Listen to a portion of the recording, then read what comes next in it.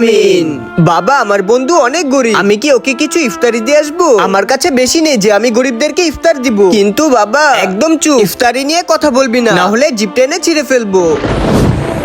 ভাইয়া, একটা খেলনা টিকটিকি দেন, 10 টাকা হয়েছে, এই নাও। কিরে ভাই, প্লিজ বোন বলিস না।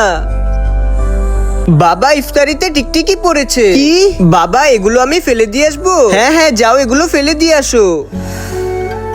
এই নে বন্ধু, তোকে আমি কথা দিয়েছিলাম না তোর ইফতারি আমি নিয়ে আসবো। ধন্যবাদ বন্ধু, এখন আমি যাই, আবার কালকে আসবো। আল্লাহকে ভালোবাসলে লাইক সাবস্ক্রাইব করে দাও।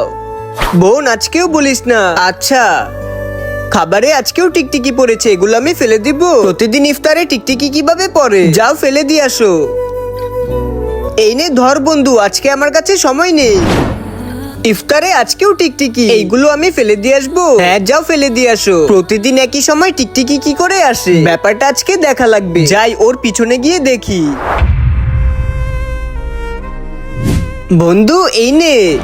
তোকে বলেছিলাম না এই ফকিরদেরকে ইফতার দেওয়া যাবে না, এরপরও তুই ওকে ইফতার দিতে চলে এসেছিস। বাবা, একটু আমার কথাটা শুনো। একদম চুপ। তুই আমাকে প্রতিদিনই মিথ্যা বলতি যে ইফতারে টিকটিকি পড়েছে, আর সময় মতো ওকে এসে ইফতারিগুলো দিয়ে যেতি। তুই ওর বাপ লাগিস নাকি? আমি তোমাকে সেটাই বলতে চেয়েছিলাম যে এই পৃথিবীতে ওর বাবা মা কেউ বেঁচে নেই, ও এতিম। কি বাবা, সেটা তুমি আমাকে আগে বলবে না? বলতে তো চেয়েছিলাম সেদিন, কিন্তু একদম চুপ, ইফতারি নিয়ে কথা বলবি না, হলে জিপ টেনে ছিঁড়ে ফেলবো।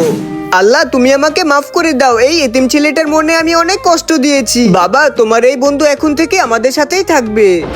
ভিডিওটি কেমন হয়েছে কমেন্ট করে জানিয়ে দিবেন।